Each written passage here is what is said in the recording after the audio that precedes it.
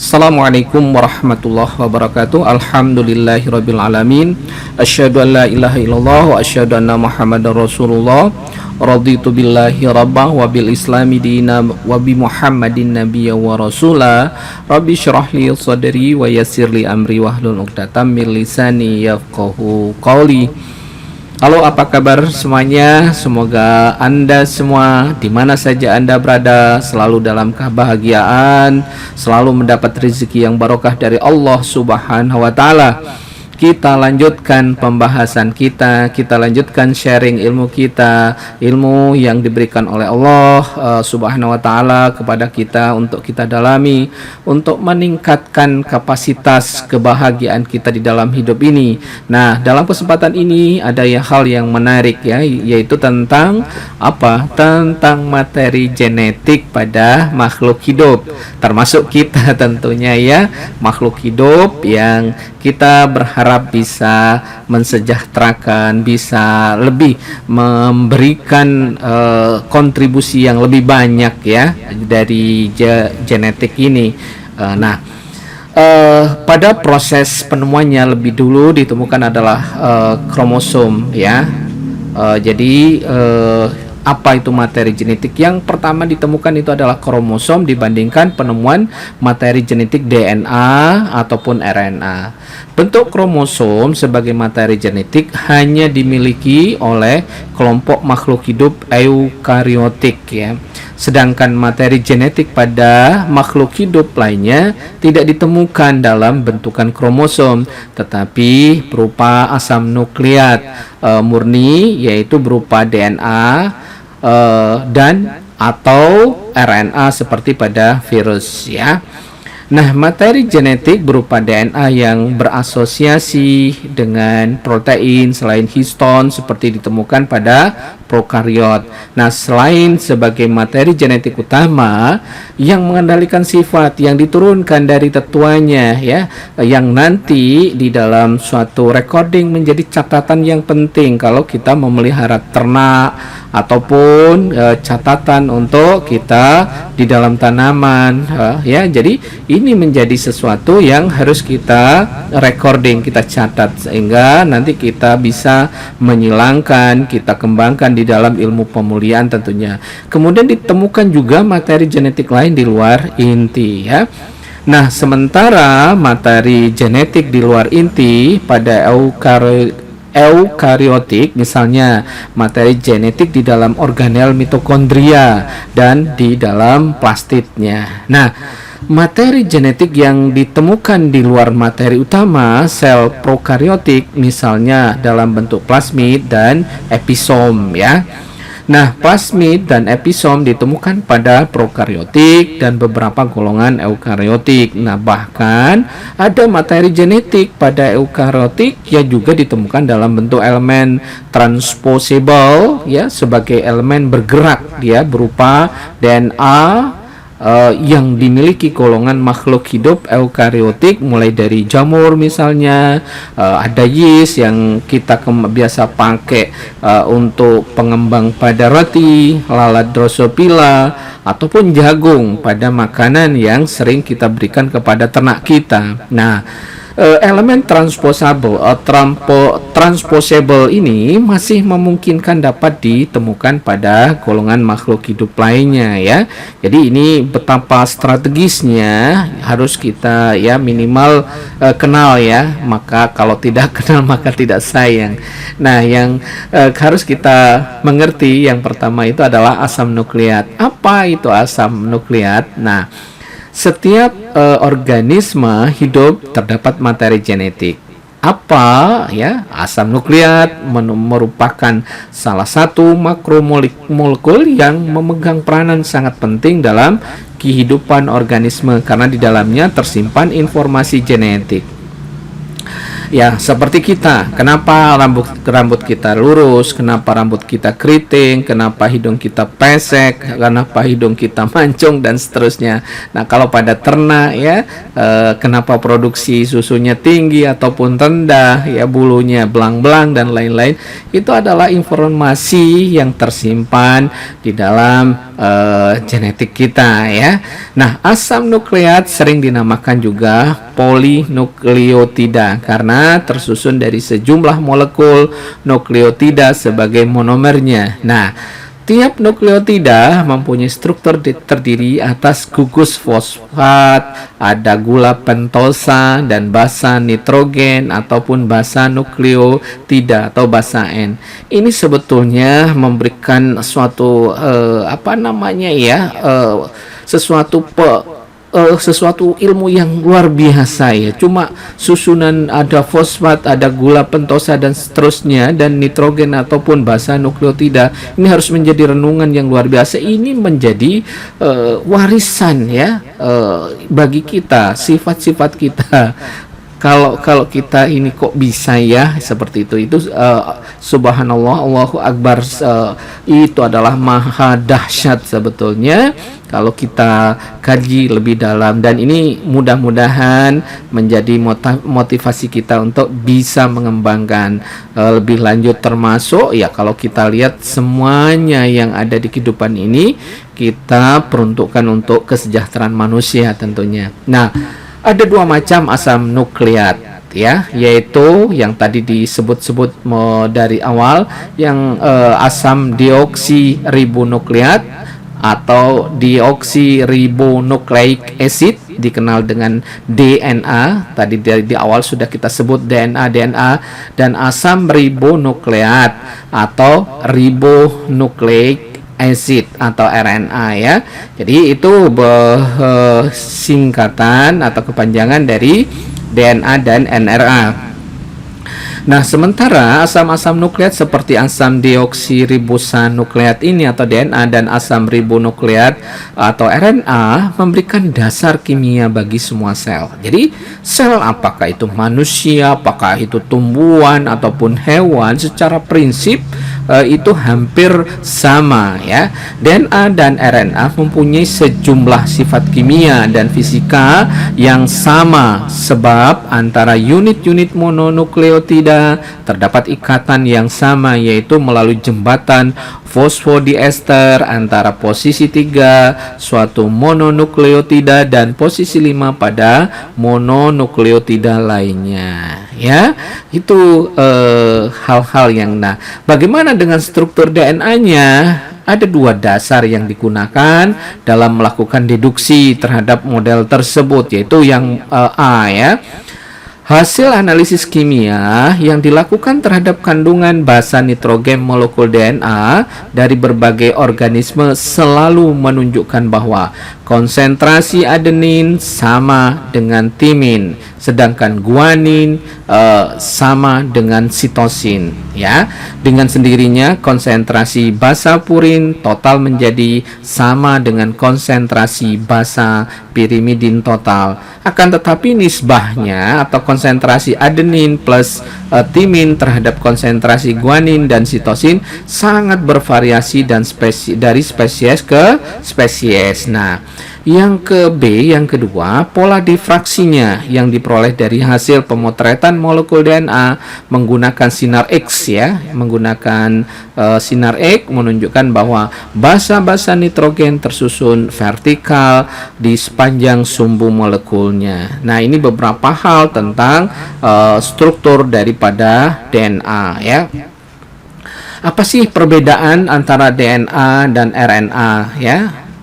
Sebagai materi genetik ya, meskipun banyak memiliki persamaan dengan DNA, RNA ini memiliki perbedaan dengan DNA antara lain ya. Yang pertama adalah kebanyakan bentuk molekul DNA adalah helix atau ganda, helix ganda bukan atau ganda ya. Jadi bentuknya molekul RNA berupa rantai tunggal yang terlipat ya, sehingga menyerupai rantai ganda. Ini ya RNA. Kalau DNA seperti ini ya, helixnya ganda dia ya. Sementara ini adalah RNA. Oke. Jadi saat telah terbukti ada beberapa DNA yang berupa unting tunggal dan RNA dalam bentuk unting ganda, Namun informasi ini tidak banyak dilaporkan. Misalnya pada beberapa virus tanaman, RNA merupakan pita double, namun tidak terpilin sebagai spiral. Ini yang membedakan ya. Ya, secara umum kalau DNA ini terpilin ganda dia. Sementara RNA itu kebanyakan tunggal ya. Oke, kemudian yang kedua, susunan kimia molekul RNA juga merupakan polimer nukleotida. Perbedaannya dengan DNA yaitu gula yang menyusunnya bukan deoksiribosa melainkan ribosa ya, bukan deoksiribosa melainkan ribosa. Kemudian basa pirimidin yang menyusunnya bukan timin seperti DNA tetapi urasil dia. Nah, RNA mengandung basa adenin, guanin dan sitosin seperti DNA tetapi tidak mengandung timin. Ya, sebagai gantinya RNA mengandung urasil. Sementara ya, jumlah guanin dalam molekul RNA tidak perlu sama dengan sitosin. Demikian pula jumlah adenin tidak perlu sama dengan urasilnya. Itu adalah perbedaannya. Nah, yang berikutnya ya, DNA merupakan kelompok asam nukleat ya pada kelompok seluler eukariot dan prokariot. Nah, DNA membawa informasi genetik dan bagian DNA membawa ciri khas yang diturunkan yang disebut gen ya. Diturunkan ke semua makhluk hidup yang nantinya diturunkan ke F1, F2 dan seterusnya ya, ke anak-anaknya, ke cucunya, ke cicitnya ya. Mungkin kalau Anda lihat tiba-tiba kok rambut saya putih bukan putih karena uban ya, albino misalnya. Nah, itu juga kalau bukan karena resesif, tapi juga bisa jadi kakek nenek atau moyang kita memang ada keturunan yang entah dulu keturunan Belanda karena kita dijajah Belanda ya.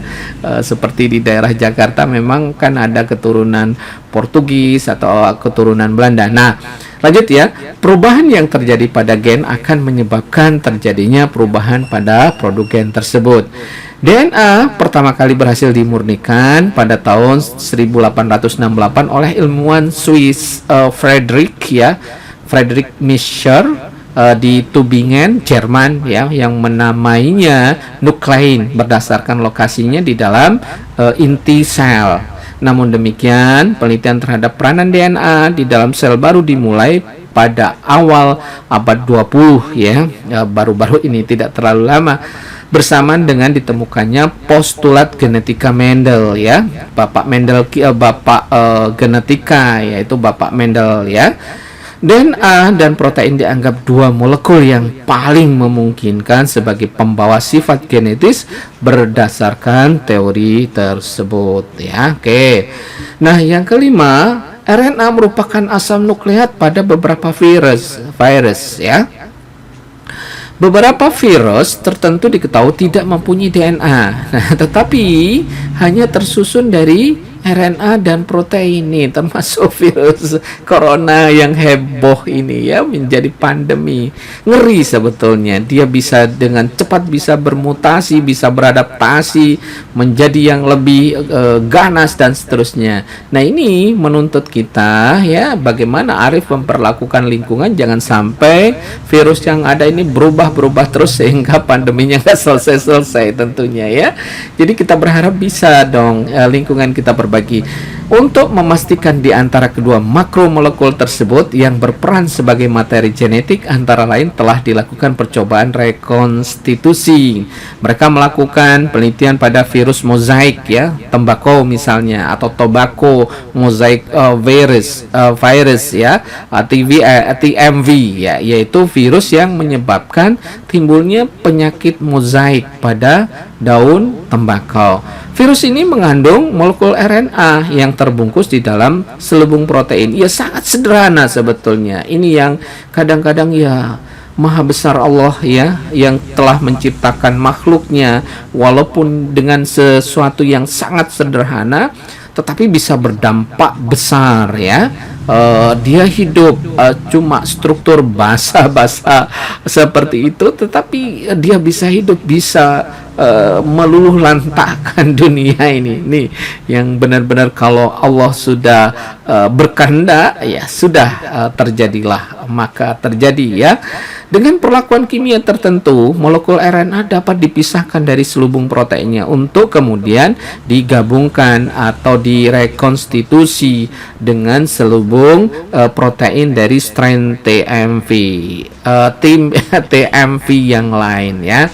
Nah, ini RNA, ini ada messenger RNA yang mungkin Anda mereka utak-atik ya, maka dapatlah misalnya dari mRNA, messenger RNA ini vaksin ya, seperti vaksin Pfizer dan vaksin ini ya Moderna, yang memang daya efikasinya bisa mencapai 94, Moderna, dan itu Pfizer itu bisa mencapai 95%. Ini luar biasa ya, kemajuan bioteknologi sudah dikembangkan pada beberapa vaksin. Nah, ini adalah kemajuan dari materi genetik yang sudah diutak-atik ya. Kita berharap ke depan seperti itu ya. Oke, kita lanjut ke fungsi materi genetik. Apa sih fungsinya? Setelah terbukti bahwa DNA merupakan materi genetik pada sebagian besar organisme, kita akan melihat fungsi DNA sebagai materi genetik. DNA menjalankan 3 fungsi pokok ya, sebagai berikut. Yang pertama, materi genetik harus mampu menyimpan informasi genetik dengan tepat, dapat meneruskan informasi tersebut dari tetua ya kepada keturunannya. Misalnya Anda dari orang tua Anda nanti memiliki sifat macam-macam ya. Apakah nanti botak atau enggak, hidungnya mancung atau enggak, rambut lurus dan seterusnya ya. Sudah barang tentu ya dari ayah ibunya ya. Kemudian dari generasi ke generasi. Nah, fungsi ini merupakan fungsi genotipik yang dilaksanakan melalui replikasi.